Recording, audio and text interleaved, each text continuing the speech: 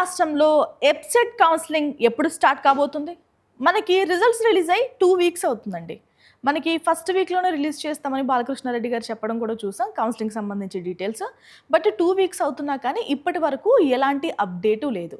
అసలు అప్డేట్స్ ఎందుకు లేవు? కౌన్సిలింగ్ ఎప్పుడు ఉండొచ్చు? దీని గురించి మాట్లాడుతుంటే కోర్టులో మీ అందరికీ తెలుసు ఆల్రెడీ ఒక కేసు ఉంది. ఫీజు రియంబర్స్‌మెంట్ గురించి ఒక కేసు అయితే కోర్టులో నడుస్తుంది.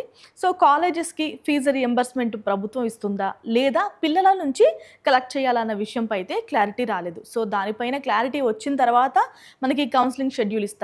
లేదు అంటే మళ్ళీ మీ అందరికీ తెలిసిన విషయమే మనకి పాలిసెట్ కౌన్సిలింగ్ జరుగుతుంది. దాని తర్వాత ఈసెట్ కౌన్సిలింగ్ జరుగుతుంది. మనకి జోసా కౌన్సిలింగ్ కూడా సైమల్టేనియస్‌గా జరుగుతుంది. సో ఈ కౌన్సిలింగ్లు అన్నీ అయిన తర్వాత ఎంసెట్ కౌన్సిలింగ్ కండక్ట్ చేస్తారా? సో ఎలాంటి అప్డేట్ అయితే ఇవ్వలేదు. దీనికి సంబంధించి డీటెయిల్స్ అయితే మాట్లాడుకుందాం. Welcome to Edu nine career guidance, Josh innovations private limited, Edu nine overseas consultancy. రాష్ట్రంలో బీటెక్లో చేరాలనుకున్న విద్యార్థులు ఈసారి ప్రవేశాల కౌన్సిలింగ్కు ఎదురు చూడాల్సి వస్తోంది. ఏటా ముందుగా ఎబ్సెట్ ఫలితాలు ఇస్తున్నారు తప్ప కౌన్సిలింగ్ మాత్రం వెంటనే జరగడం లేదు.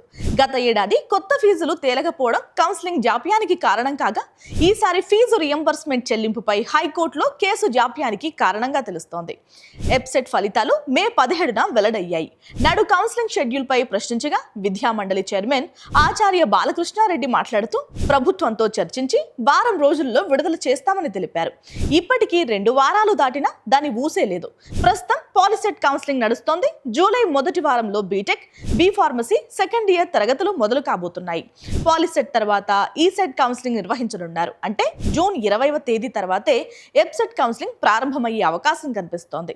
ఎబ్సెట్ ఫలితాల తర్వాత వెంటనే కౌన్సిలింగ్ జరుపుదామన్న ఐఐటి, ఎన్ఐటి, ట్రిపుల్ ఐటీల్లో సీట్ల భర్తీకి జోసా కౌన్సిలింగ్ పూర్తి కాకుండా ఎలా అని తల్లిదండ్రులు కొందరు ప్రశ్నిస్తున్నారని, అందువల్ల జోసా చివరి విడత కౌన్సిలింగ్ తర్వాతే ఎబ్సెట్ తొలి విడత సీట్లను కేటాయించాల్సి వస్తోందని సంబంధిత కార్యాలయ వర్గాలు చెబుతున్నాయి.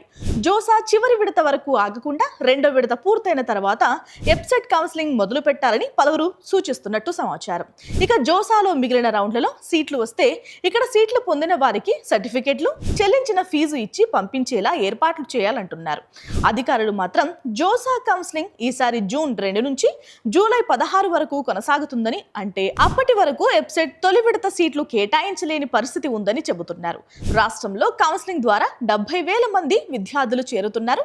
ఇక మరో 30,000 మంది మేనేజ్మెంట్ కోటా ద్వారా ప్రవేశం పొందుతున్నారు. ఇక్కడ ఇంకొక ఇంపార్టెంట్ విషయం ఏంటంటే, కోర్టులో ఏదైతే కేసు నడుస్తుందో ఆ కేసు తేలేదాకా కౌన్సిలింగ్ ఉండకపోవచ్చు అనేది ఇంకొక అప్డేట్. ఫీజు రియంబర్స్మెంట్ పై పలు ఇంజనీరింగ్ కళాశాలలు గత మార్చిలో హైకోర్టులో పిటిషన్ దాఖలు చేశాయి. దీంతో ప్రభుత్వం చెల్లించకుంటే 2026-27లో విద్యార్థుల నుంచి ఫీజులు వసూలు చేసుకోవచ్చని న్యాయస్థానం ఏప్రిల్లో మధ్యంతర తీర్పు వెల్లడించింది. ఈ క్రమంలో ప్రభుత్వం తాము విద్యార్థుల ఖాతాల్లో బోధనా రుసుములను జమ చేసినప్పుడే యాజమాన్యాలు తీసుకోవాలని ప్రవేశాల సమయంలో ఒత్తిడి చేయరాదన్న మార్గదర్శకాలతో జీవో ఇచ్చింది. ప్రవేశాల సమయంలో తీసుకోరాదన్న నిబంధనను తప్పుపట్టిన హైకోర్టు దానిపై స్టే విధించింది. జూన్ 24న కేసు మళ్లీ విచారణ జరగనుంది. దీనిపై సాంకేతిక విద్యాశాఖ కమిషనర్ శ్రీ దేవసేన మాట్లాడుతూ హైకోర్టులో కేసు విచారణ ఉన్నా తాము ప్రణాళికలు రూపొందించుకుని సిద్ధంగా ఉన్నామని స్పష్టం చేశారు.